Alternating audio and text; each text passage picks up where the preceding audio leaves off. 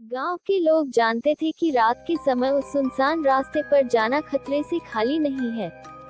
अंधेरे में छिपी चुड़ैल का भय लोगों के दिलों में छाया हुआ था।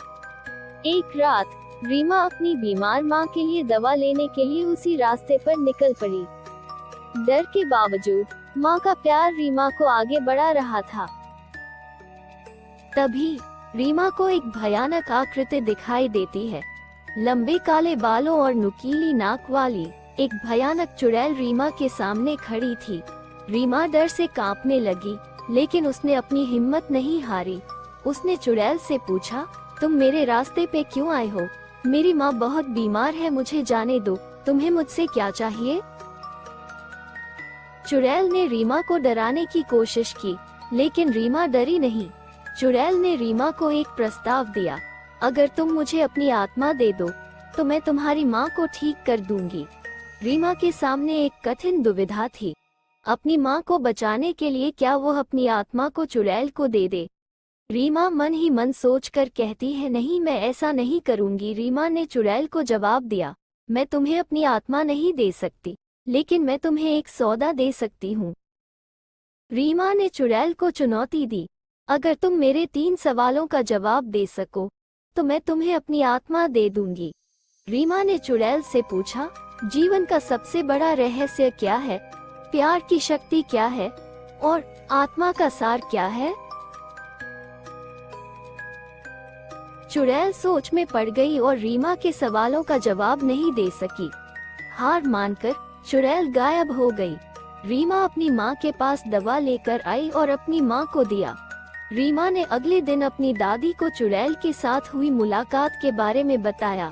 दादी ने उसे बताया कि इस चुड़ैल के बारे में वर्षों से कहानियां चली आ रही है और वह उन लोगों को निशाना बनाती है जो कमजोर या असहाय महसूस करते हैं। रीमा ने पूछा, लेकिन वो मेरे सवालों का जवाब क्यों नहीं दे सकी? दादी ने समझाया, चुड़ैलें शक्ति और नियंत्रण की इच्छा रखती है, लेकिन वो प्यार, करुणा और नैतिकता जैसी चीजों को नहीं समझ पाती हैं। तुम्हारे सवाल उन्हें असमंजस में डालते हैं, क्योंकि उनके अंधेरे दायरे में इनका कोई स्थान नहीं है। रीमा दादी की बातों से समझ गई कि उसकी बुद्धि और मजबूत इच्छाशक्ति ने ही उसे बचाया था। उसे एहसास हुआ कि अंधेरे से डरने से ज्यादा जरूरी है अपने भीतर की रोशनी जगाना और उसका सही इस्तेमाल करना। रीमा ने गांव के अन्य लोगों को अपनी कहानी सुनाई और बताया कि चुड़ैल कमजोरी का फायदा उठाती है, इसलिए उन्हें एकजुट रहना चाहिए, एक दूसरे का समर्थन करना चाहिए और डर के आगे झुकना नहीं चाहिए। गांव के लोगों ने रीमा की बातों को गंभीरता से लिया। उन्होंने एकजुट होकर फैसला किया कि रात के समय अकेले यात्रा करने से बचेंगे। उन्होंने आपस में मिलकर रात में पहरेदारी करने का भी फैसला किया। धीरे धीरे गांव में बदलाव आने लगा। लोग कम डरने लगे थे और चुड़ैल को कोई भी शिकार नहीं मिल पाया। एक अमावस की रात कुछ लोगों ने चुड़ैल को गांव की सीमा के पास देखा। वे उसका पीछा करने लगे और गांव के एक तांत्रिक बाबा की मदद से उसे गांव से दूर भगा दिया। चुड़ैल फिर कभी गांव के आसपास नहीं आई। रीमा की हिम्मत और बुद्धि ने न केवल उसकी मां को बचाया, बल्कि पूरे गांव को भी डर से मुक्त करा दिया।